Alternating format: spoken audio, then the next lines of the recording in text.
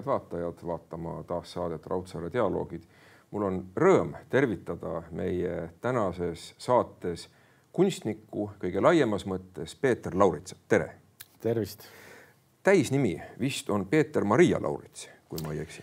See oli ühel eluperioodil, kui me koos Erki Merilaga tegime The Studiot 90ndate esimesel poolel ja üks meie muusadest ja modellidest oli Maria Vdjuško. Otse loomulikult. Ja ühel piduõhtul me otsustasime nimesid laenata ja vahetada ja siis ma palusin Marialt tema nime endale ja panin sinna kahe vahele. Nii et see ei ole nagu hispaanlastel, kes on ema ja isa nimi või venelastel isa nimi, et see on kunstiprojekti osa olnud ühel elu. See on täitsa kingiks saadud. Aga ilus nimi. Absoluutselt. Ja The Studio periood oli see, mille kohta ma olen lugenud kunsti asjatundjatelt, et toimus urbanistliku sellise pildi massiivi lammutamine. No see oli see aeg, kui üldse tegelikult nagu Eesti vaimuruumi tekkis see tohutu pildimassiiv. Just siis ta tekkis. Ja tekkis nagu kohutava kiirusega, sest Nõukogude Liidu ajal, kui on veel meeles, vaadata vanu fotosid näiteks, siis ei olnud ju mingisugust välireklaami ega midagi. Ühesõnaga see visuaalne ruum oli suhteliselt rahulik. Ja siis järsku ta plahvatuslikult hakkas kasvama. Ja just ennem seda, kui me Erki Merilaga The Studio moodustasime, õppisin ma aasta New Yorgis. 91-92. Just. Siis niimoodi värskelt Nõukogude Eestist saabununa see kirjusus, mis igal nurgal ennast nagu peale surus, see ühest küljest mõjus šokeerivalt, väsitavalt, teisest küljest, kuna ma olen kunstnik, ma söön silmadega. Siis see oli ühtlasi ka väga, väga hõrk ja huvitav. Ja eriti meie hallist Nõukogude elust tulnud. No jaa, just nimelt. Ja siis ühesõnaga sellise uue pildilise situatsiooni analüüs, dekonstrueerimine ja samas ka konstrueerimine, see oligi The Studio põhiline tegevus. Ma saan aru, et kunstnikuks arenetakse, aga siiski mulle tundub, et kunstnikuks ka sünnitakse. Et see peab olema inimeses sees see alge tahtmine ennast väljendada ja rääkida sellist suurt lugu. No ma arvan, et igal inimesel on mingisugused eeldused, millest ta on parem ja tugevam. Minu jaoks oli kindlasti kujutlusvõime ja nägemine, vaatamine ja visualiseerimine ja kirjeldamine, lugude väljamõtlemine, jutustamine. Need olid minu tugevad küljed ja nende külge ma jäin. Ja peab olema ka hea mentor, Valdur Uhakas, ma saan aru, kes 7. keskkoolis juhendas. Tema ei olnud 7. keskkooliga, tal ei olnud midagi pistmist. Ei olnud. Ühesõnaga, see oli sel ajal, kui ma käisin 7. keskkoolis. Aga ta oli ikkagi selline vabakunstnik ja vabamõtleja ja tal oli väga palju jüngreid ja väga palju selliseid eraõpilasi, keda ta juhendas. Mina olin üks nendest, kes hakkas käima tema juures lihtsalt oma pilte näitamas. Ja mitte ainult Valdur Uhakas, vaid Eetla Uhakas, sest tegelikult nende noorte, nende õpilaste, nende jüngritega Eetla tegeles rohkem. Valdur rohkem maalis ja siis vahest, kui ta midagi, kui ta sealt Molberti tagant välja tuli ja midagi ütles, siis muidugi tema sõnal oli siis nagu veel 5-kordne kaal. Aga sellise igapäevase raske töö õpilastega tegi Eetla Uhakas. No me räägime praegu 80ndate aastate keskpaigast. Me räägime isegi 79, minu puhul 79, 80, 81, 23. Mis oli küllaltki sünge aeg Eesti ajaloos. Hall mitte ainult tänavapildis, vaid ka mentaalselt. Ja ma juhtusin kuulama just täna teie suurepärast küsimusloengut, kus esitati küsimusi lisaks loengule ja seal oli jutt, et teil endal tekkis ühel hetkel mõte, et tahaks saada mässajaks kogu selle jama käigus. Ja siit kunstnikuni on ju ainult väikene samm, sellepärast, et kunstnik olla oli Nõukogude Liidus täitsa legaalne mässaja vorm. Ta oli jah nii ja naa, sest tegelikult oli Nõukogude Liidus ju ka väga palju selliseid nagu riiklikult nomenklatuurseid kunstnikke, eks. Aga noh, üldiselt küll. Ma ütleks, et Eestis iseranis, tõenäoliselt ka Lätis, Leedus samamoodi, kunstnik, kirjanik, näitleja, see oli nagu selline vastupanu liikumise vorm. Mis tõttu pole ka imestada, et loomeliitude pleenumis oli väga palju kunstitegelasi. No nagu nimigi juba ütleb, loomeliitude pleenum, see koosneski kunstiinimestest aga see oli aeg, kus nüüd kunstnikud sekkusidki otseselt poliitikasse. Ja loomeliitude pleenumil ju tookord sõnastati suur hulk nagu neid aluspõhimõtteid, mille pealt Eesti riik uuesti üles ehitati. Üks oluline aluspõhimõte oli ökoloogia. Jah. Siis oli laias mõistes. Ja, no siis oli ju käimas fosforiidisõda ja täiesti konkreetne oht, et Eestimaa, suur osa Eestimaast lihtsalt kaevatakse üles hiiglasliku Venemaa või selle Nõukogude Liidu huvides, ilma et Eestile sellest midagi kasu või tulu tõuseks ja selle vastu loomulikult mässati ja protestiti. No, nad olid jalgrattaretked ja fosforiidisõda, kõik need protsessid. No, neid oli seal igatsuguseid demonstratsioone ja miitinguid ja see oli ikka suur rahvaliikumine, mis tegelikult minu meelest valmistaski ette selle uue riikluse sünni. Aga nüüd me võime mässust rääkida, aga selles mõttes, et mäss on rahulolematus sellise piiratusega igapäevases elus. See ei pea tähendama ilmtingimata revolutsiooni või riigikorra kukutamist või midagi muud säärast, vaid mäss võib olla ka pisike. Mäss võib olla väga pisike. Mäss võib olla suunatud ka iseenda piiratuse vastu ja just nimelt, et tal on nagu väga palju selliseid erinevaid suurusjärke. Et mulle tundub, et mässajadest sai, kuna selleks te olete ka jäänud, kui ma vaatan seda loometööd, et see on küsimuste küsimine või ka inimeste mõtlema panemine, mis ei ole alati meeldiv. Mulle ka tundub, et ma olen mässajaks jäänud. Siis me saame sellest ühtemoodi aru. Ja, päris kindlasti. Kas meie praegune aeg on mingis mõttes ringiga tagasi tulnud sinna, kus me olime 80. aastate lõpus? Mingid nagu samad küsimused tõusevad esile. Fosforiidist räägitakse taas. Ja oleneb nüüd, millist aspekti me silmas peame. Kui me vaatame nüüd näiteks sellisest puht kultuurilist või seda niisugust kunsti- ja kultuuriskeenet, siis me oleme väga teises kohas, eks ju. Me elame avatud maailmas, mis 80. lõpul kindlasti niimoodi ei olnud. Aga samas, kui me vaatame nüüd näiteks seda ökoloogilist maastikku, siis tõepoolest praegu me oleme väga sarnases situatsioonis nagu selle fosforiidisõja alguses. Kui me vaatame näiteks ütleme Eesti puidutööstust, metsade raadamist, kui me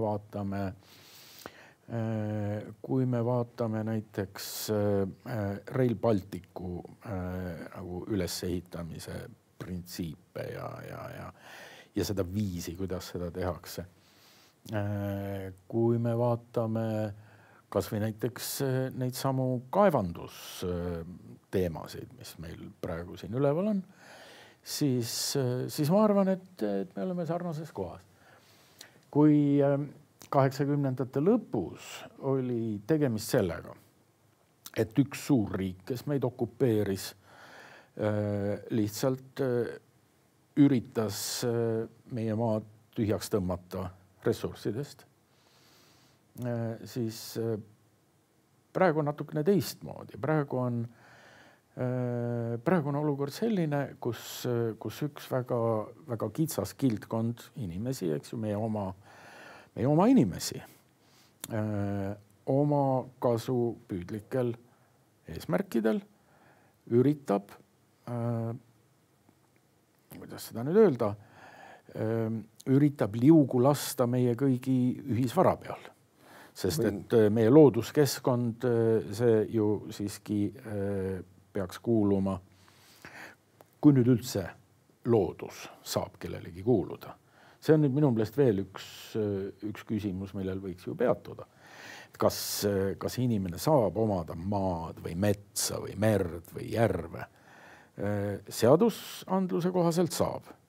Aga kui me mõtleme selle peale, kas üks pisitillukene putukas saab omada midagi nii tohutult suurt ja mõõtmatut, süsteemset, elusat, sest kogu biosfäär on ju elus. Ta ju koosneb erinevatest eluvormidest, kes on nagu väga keeruliste seostega omavahel ühendatud, siis mulle tundub, et tegelikult viimane aeg oleks teha nagu korrektuure nagu selles mõttes, mida me üldse peame, mida me mõtleme nagu maa omandi all ja kuidas me peaksime sellesse suhtuma. On küll ja küll selliseid kultuure ja tsivilisatsioone, kus need asjad käivad teistmoodi, kus peetakse inimest mitte millegi omanikuks, vaid mõeldakse pigem niipidi, et inimene on mingisuguse territooriumi, mingisuguse ökosüsteemi oma. Ta on osa sellest süsteemi. Esiteks ta on sellest, ta on nii või teisiti selle osa, eks ju, ja siis sõltuvalt juba sellest mütoloogiast, mis selles kultuuris kehtib, ühel või teisel põhjusel on tema nagu kohustus selle eest hoolt kanda. Austraalia bushmanid, palun väga, või Põhja-Ameerika indiaanlased on selline hea näide. Aga kui ma mõtlen, tulles nüüd natukene tagasi meie jutus selle juurde, kuidas me käime ümber oma pärandvaraga, pärandmaastikega. Kõik loodus ei ole kaubastatav. Ma saan aru, et loomulikult metsaomanik peab aeg-ajalt metsa raiuma, mida tegi ka vana talumees. Ta ütles, et ta sai endale metsast kõik peale vankriratta. Aga ometi ka see vankriratas tehti. Tegelikult ka vankriratas tehti metsast suuresti. No jaa, aga ta ei olnud ütleme nagu... see rattarumm ja see toodi sepa käest. Seda küll. Et on pühapaigad, looduslikud pühapaigad ja ma olen jälginud seda teemat väga tähelepanelikult. Kahetsusväärsel kombel neid raiutakse. Ja nüüd me tuleme sellise huvitava termini juurde nagu kohavaim. Et kui meil on üks tavaline mets, kust me võtame tarbepuitu, sinna kasvab uus mets, aga kui me raiume maha loodusliku pühapaiga, siis me oleme sealt võtnud midagi niisugust, mis nõnda lihtsalt enam ei taastu. Just nimelt. Siin ongi tegelikult nüüd veel kaks, ütleme, saab eristada veel mitmeid selle pühaduse tasandeid. Üks on näiteks ökoloogiline. Neid kutsutakse näiteks Natura-aladeks. Kui Eesti astus Euroopa Liidu liikmeks, siis me allkirjastasime ju vastavad lepingud ja protokollid, mis kohustasid meid hoidma neid Natura-alasid. Vahepealsel ajal me oleme neid raiunud ja lammutanud nagu suure hooga. Nii et praegu on ju endiselt käimas terve rida protsesse Eesti riigi vastu ja meid ähvardavad väga suured trahvid selle eest. Mis on nüüd selline kena lugu, et kas see nüüd midagi parandab ja kas see nüüd midagi muudab nende raiuvate töösturite käitumise osas? Tegelikult ei muuda. Ei töösturid ega poliitikud, kes neid turvavad, nemad ju ainult naeravad nende trahvide üle, sellepärast, et kes maksab trahvid, mitte see tööstus. Eesti riik, maksumaksja. Trahvid maksame meie, kõik. Just. Eks. Ja see on minu meelest väga räbal, väga inetu situatsioon. Ja see ongi see, mis ma jutu alguses ütlesin, et üks selline väikene kildkond üritab liugu lasta nagu meie kõigi ühise vara peal. No jaa, aga üks asi on see rahaline väärtus, mis on puidul, teine asi on see hoomamatum, niisugune ajalooline, kultuuriline, ka religioosne, müstiline kogemus, mida me saame. Ja kõigepealt juba puht ökoloogiline, sellepärast, et kui me lage raiume metsa, siis me tegelikult me ei raiu mitte ainult palke, vaid tegelikult me hävitame ühe koosluse, mis taastub väga aeglaselt. Mets tervikuna. Mets ei ole palgid. Mets on keeruline ühisvorm, nagu erinevate eluvormide ühendus.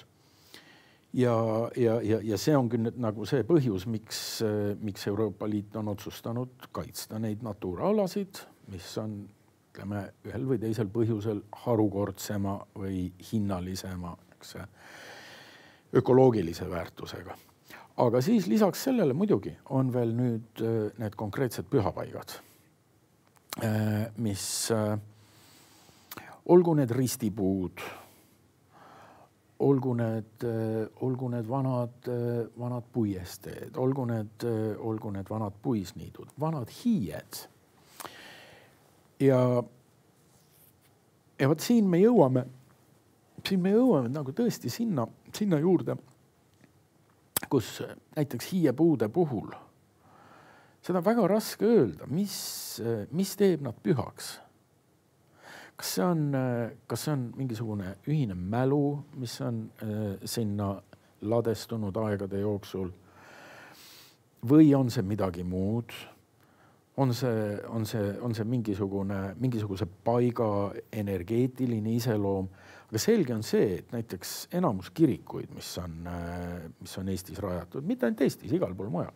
See on olnud kristlusel ja mitte ainult kristlusel, vaid ka väga paljudel, neid ei ole väga palju, monoteistlikel religioonidel.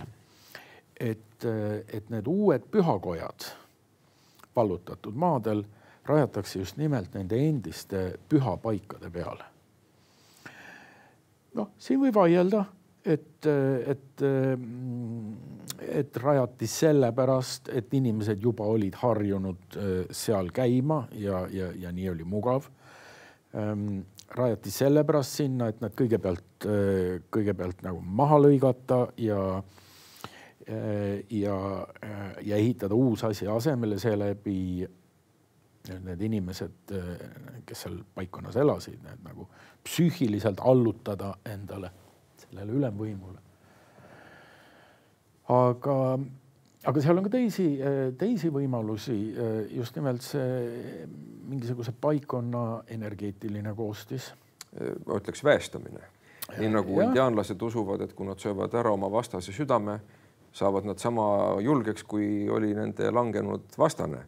Et me võtame selle hiie maha, ehitame siia pühakoja ja siis see vägi tuleb sellele pühakojale.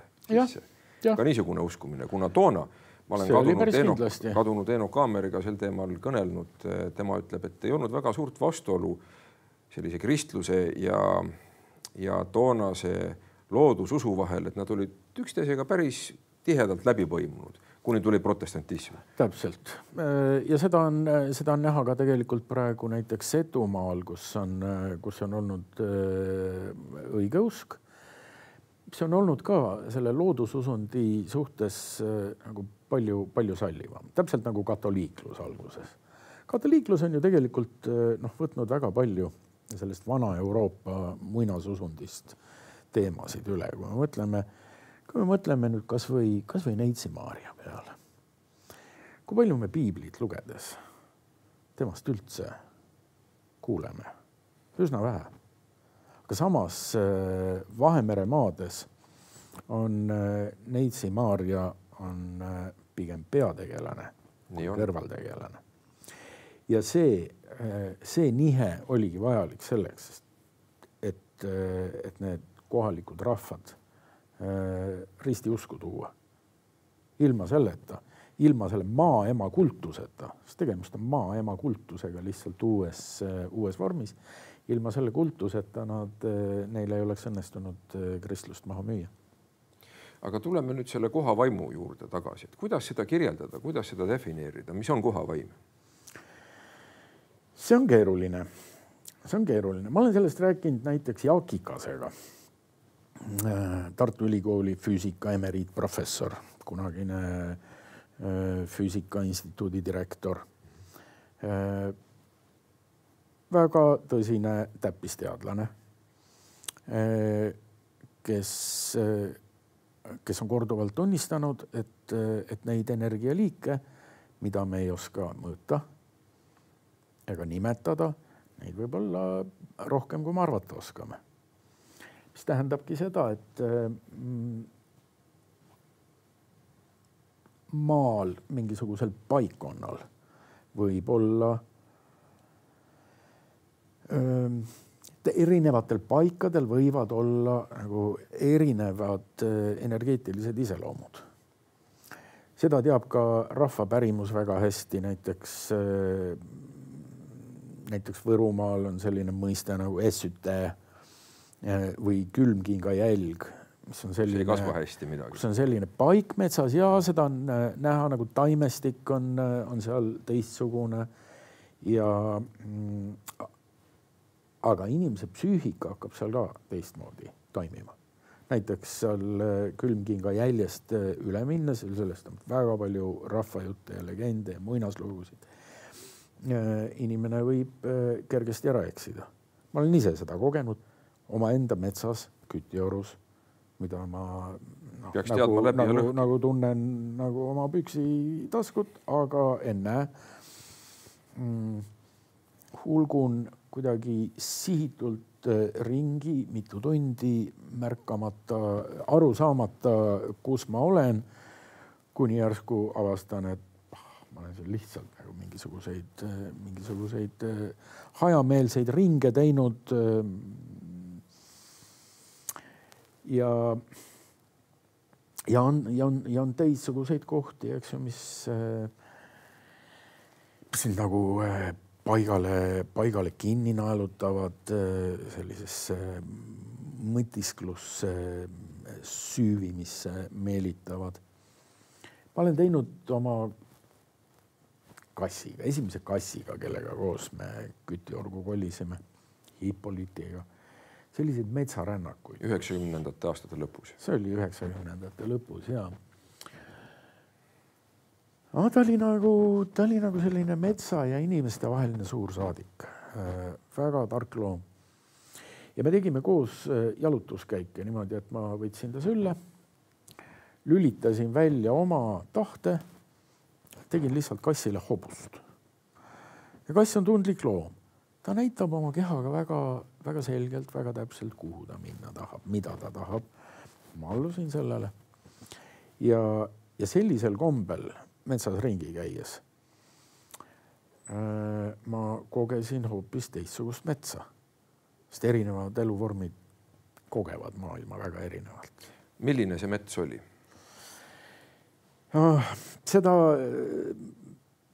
Seda nagu paari sõnaga ära öelda ei ole võimalik, ma kardan. Aga ma olen tegelikult läbi kogu oma loomingu ja vähemalt viimase 20 aasta loomingu püüdnud nagu seda seda taju või seda tunnet edasi anda. Igal juhul see kass näitas mulle väga palju, väga erinevaid selliseid väekohti metsas, mis tõesti nagu mõjuvad kuidas tugevalt. Ta näitas? Oma kehaga. Ta tahtis sinna minna? Oma kehaga. Kõigepealt ta juhtis mu sinna ja siis mingites kohtades andis ta märku, et nüüd ollakse kohal. Nüüd ollakse kohal ja nüüd siin ollakse. Kuidas ta seda märku andis? No pidurdades mind küünega või kaabates või kassi keha, ta on niivõrd plastiline, et sa saad ilma sõnadeta väga hästi aru, mis ta nagu päriselt tahab. Ja mõnes kohas ta lihtsalt sundis nagu takka, et see ei ole, aga siit nüüd minnakse kiiremini läbi. See ei ole see koht, kus passima jääda. Ja sellisel kombel ma sain nagu see väga huvitava, väga kummalise ülevaate sellest oma kodumetsast ja ta näitas kohti ühe koha peale. Me ehitasime püstkoja. See oli tõesti selline koht, kus oli tohutult hea olla. Ja kui see püstkoda oli seal peal ja seal juba sai teinekord magamas käidud, siis ärgates oli järsku just nagu selliseid teadmisi, mida mul ei tohiks olnud olla. See oli selline tunne, nagu ma oleksin maganud mingis igaviku serveri pistikus. See on küll hästi öeldud. Aga võibki öelda, et mõnda kohta annab avastada ikka jälle ja uuesti. Kui me koha vaimust räägime, eks ole, mõned inimesed kollektsioneerivad erinevaid kohti, on isegi ju selline maakaart, mis on kraabitav, et sa kraabid heledaks selle riigi, kus sa oled käinud. Ja. Inimesed koguvad viisasid ja miks mitte käia erinevates kohtades, see ei ole ju halb. Aga on ka see võimalus, et mingis kohas me läheme süvitsi ja teie olete olnud Kütiorus ju 12 aastat kohal, kogu aeg elanud, 12 aastat käinud ja sõitnud ja nüüd viimased 3 aastat jälle olles seal kohal. Nii et ma usun, et see Kütioru olemus või see koha vaim on juba nagu ehk enam-vähem hoomatav või ikkagi tuleb veel üllatusi? Üllatusi tuleb alati. Fred Jüssi on öelnud, et kui tahad kogeda midagi uut, siis kõnni tuttavaid radu. Ja. Ma kahtlustan, et seegi on tsitaat ja tsitaadid, et see tõdemus tegelikult on tuttav juba vähemalt taoistidele, Hiina taoistidele 2-3 tuhat aastat tagasi.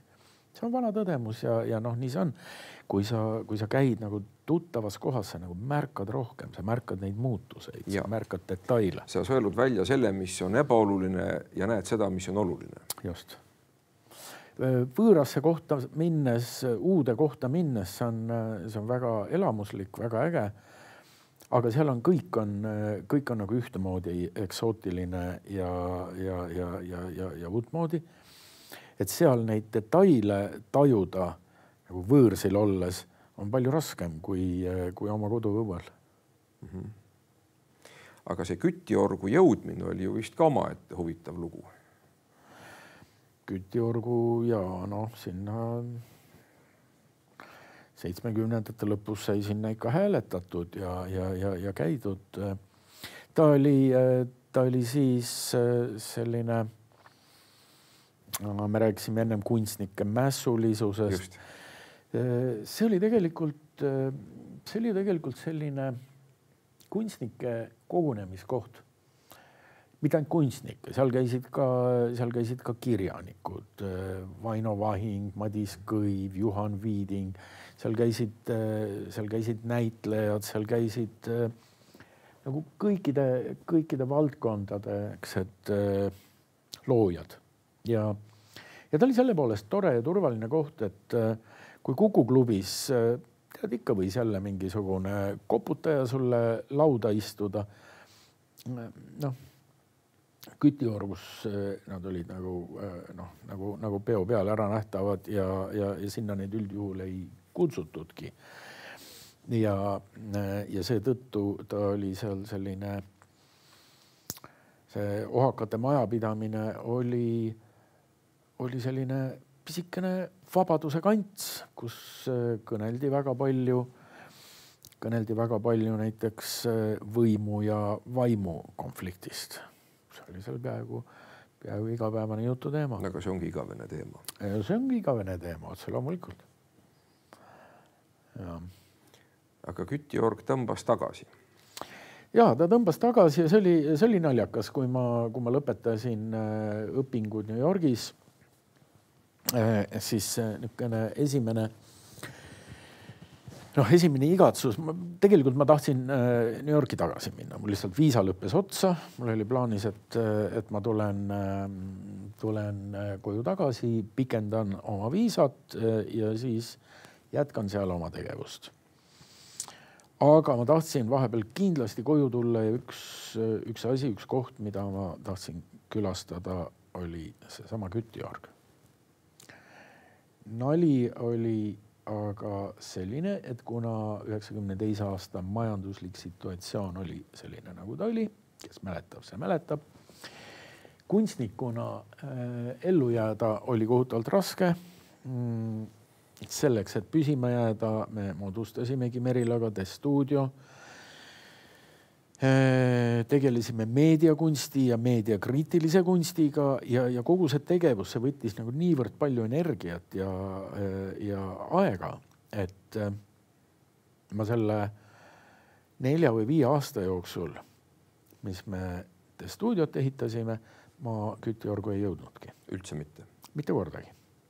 Kunis lõpuks 96. aastal läksin sinna jaanituld tegema, laenasin ohakatelt võtmed ja siis, kui ma sinna jõudsin, siis ma sain aru, et kuhu ma tegelikult kuulun ja et mul on nüüd uus aadress. Aasta hiljem ma juba ostsin Valdurilt selle ta suveateljee ja kolisime sinna koos naisega püsivalt elama.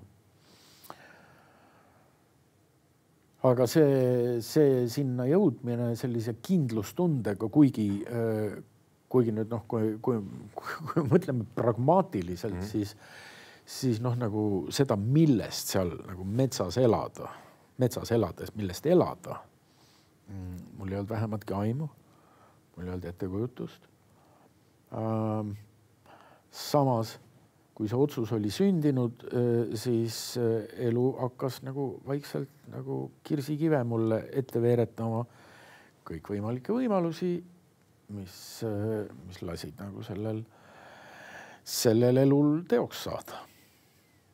Muidugi võib inimene, kes meid vaatab, mõelda, et milline tohutu kontrast. New York, eks ole, pilvelõhkujad, pulseeriv kunstielu. Ja siis selline meditatiivne Kütiorg, mõtleme Juhan Jaigi Võrumaa lugudele, selline nii-öelda puugid ja pisuhännad ja siis selline naksikesed, need olid veel ohutud. Ja puraskid. Ja need olid veel suhteliselt ohutud vist. Aga selline kaamoslik detsember ja nüüd järsku siis selline elu.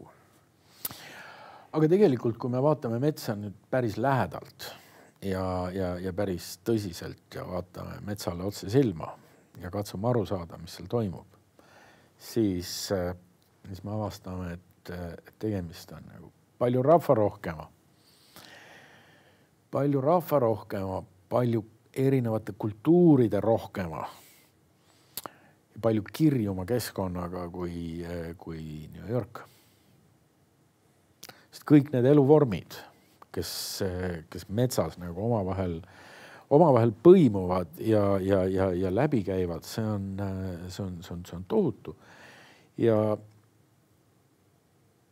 ausalt öeldes siis, kui ma Kütiorgu kolisin, siis oli mul natukene ka selline tunne, nagu oleks Kalurikülast ehk siis Tallinnast sattunud uuesti suurlinna. Niivõrd rikkalik on see elu. On. Kas ka see kunstielu jätkus, mis seal Lohakate majas oli, ma oletan, et kõik need kuulsad kurud, kellest mõningaid me nimetasime, Vaino Vahing ja kas nad jätkasid Kütijorus käimist? Ajad olid teised hoopis. Ajad olid teised ja paljud neist olid juba jäänud väga vanaks. Ja nad lihtsalt ei jäksanud seal püsivalt käia. Aga terve rida neid vanu ohakaaegseid käijaid on korduvalt külastanud Kütijorgu. Ja ütleme, tekkis uus kildkond, sest mis me seal tegime, üks nendest asjadest me moodustasime sellise oma residentuuri.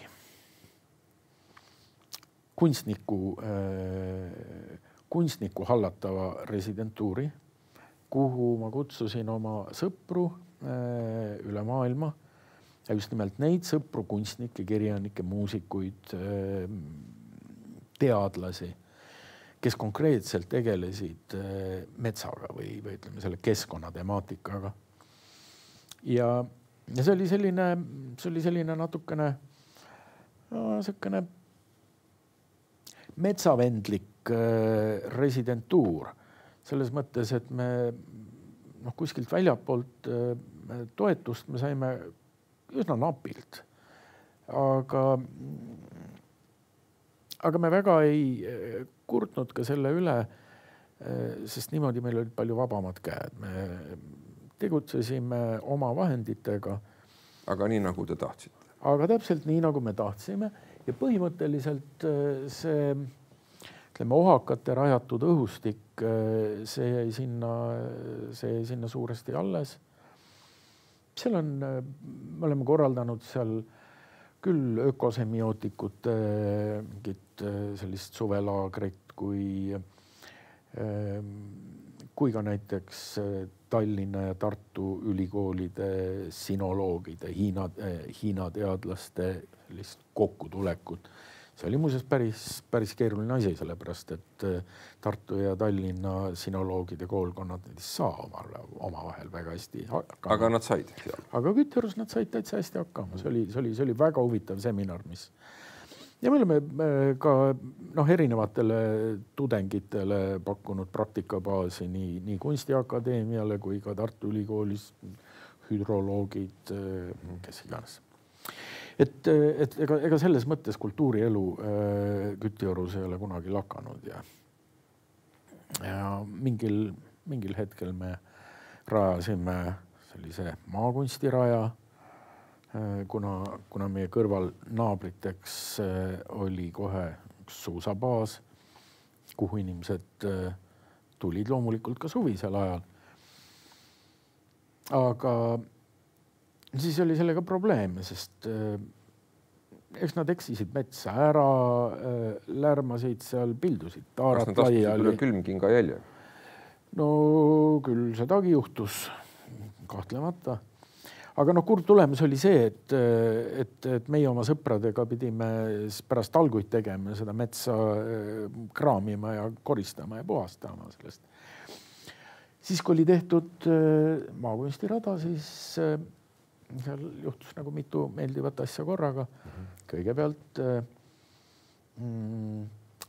inimesed, kes sinna tulid, nad nagu läbisid seda rada, eks ju. Juhul, kui nad midagi ka maha viskasid, siis see sinna, seda oli väga lihtne koristada, selleks oli vaja näiteks 5-aastast last, kellele seljakott selga panna. Kes käis selle raja läbi? Kes käis raja läbi, pärast sai taara eest vaevatasu omale. Ma korraks segan vahele, kuigi pole palju aega jäänud, aga mind on fascineerinud alati see, et miks peab olema ees rada. Samamoodi, miks on need kollased raamid, mis on see õige koht, kus teha turismifoto. Need on need nii-öelda National Geographicu raamid. Miks peab olema inimene raamitud? Tegelikult ei pea. tegelikult ei pea, aga see on lihtsalt üks selline väikene kribal, mis on nagu enamus inimeste psüühikas nagu olemas. Et me oleme niimoodi programmeeritud, me oleme ise ennast niimoodi programmeerinud, et meil on nagu lihtsam toimetada, kui meil on mingi kindel konkreetne siht ja rada ees. Aga nüüd ei mõtte pooleli. Aga teine tore asi, mis oli see, et see kontingent hakkas muutuma. Need inimesed, kes tulid, nende seas oli järjest rohkem ja rohkem kunstihuvilisi ja looduse huvilisi ja lõppkokkuvõttes kasvas see inimeste hulk, kes sellest Kütioru loodusest osa sai ning samas nad nagu vaevasid seda metsa tunduvalt vähem kui alguses. No see on ju suurepärane. Mida võiks tahta üks inimene elult enamat, kui tal on õnnestunud luua filosoofide klubi, kui nii tohib öelda? No jaa, see on tõepoolest suur õnn ja ma olen selle üle väga õnnelik ja ma olen veel õnnelikum selle üle, et praegu nüüd pärast seda päris pikka eemalolekut Kütiorust tagasi kolinuna selle samas USA baasiga jätkame kunagi alustatud tööd ja oleme hakanud taastama neid kunagise maakunstiraja objekte koos nende kunstnikega loomulikult, kes sinna panustanud on ja no plaanis on seda tööd ka järgnevatel aastatel jätkata. Kui keegi vaatab meie saadet ja mõtleb, et ta tahaks tulla sinna rajale, kas see on võimalik? Praegu hetkel on tähistatud Kütiorus RMK matkarada, kellel on terav silm. See leiab juba sellel matkarajal päris palju teoseid, mis on tehtud, aga nüüd selleni, et see eraldi maakunstirada nüüd eraldi veel tähistada, selleni võib kuluda väikene aastakene võib-olla. Aga ma arvan, et inimene, kes oskab loodusest ja metsast lugu pidada, nemad saavad hakkama ka ilma metsa rajatud kunstiteostetagi. Ja, mul on kahju öelda, aga meil on jäänud mõned minutid. Mis praegu teile kõige rohkem rõõmu teeb antud eluetapis? Antud eluetapis teeb kõige rohkem rõõmu see, et mul on korraga käsil suur hunnik väga huvitavaid, väga põnevaid töid. Kõigepealt üks videoprojekt Imeloomad, mida ma koos mõttekaaslastega Kütiorus filmin. Mitu suurt näituse projekti, mis hakkavad üks juba selle aasta lõpus valmis saama. Ja kõige suurejoonelisem ja uhkem on praegu mul kureerida Fotograafiska jaoks Fred Jüssi suurt retrospektiivnäitust. No see on väga auväärne ülesanne, et ta tegi toredat lastesaadet. Ja mul on meelde jäänud see tunnuslause, et kas sina näed, mida mina näen? Ja. Nii et ma usun, et kõigil on võimalus sinna näitusele minna ja vaadata, kas nad näevad seda, mida keegi teine näeb või mida Fred Jüssi kunagi nägi. Ja see on vägagi auväärne ülesanne. Aga kas rohkem foto või rohkem kunst? Fotot ma olen kasutanud alati kunsti tegemise vahendina. Foto iseenesest ei ole, ta on ikkagi väljendusvahend, täpselt nagu fort või akvarell või siis muusiku käes, näiteks viiul või. Nii et ma siiski, ma päris kindlasti, ma ikkagi samastan ennast kunstiga, sest ma kasutan palju erinevaid väljendusvahendeid. Ma lisaks visuaalsele ma ka kirjutan viimasel ajal järjest rohkem. Aga eeskätt loodus. Aga loodus on see, mis on mu, ütleme, energeetiline baas. Palju tänu. Aitäh, Peeter Laurits, selle meeldiva vestluse eest. Oli väga meeldiv. Jõudu jaksu. Teile ka. Ja selline oli tänane Raudsaare dialoogide saade. Nii et mõelge sellele, mida me praegu kuulsime, minge loodusse ja vaadake, kas te näete täna midagi huvitavat, mida te ei näinud eile. Olge terved.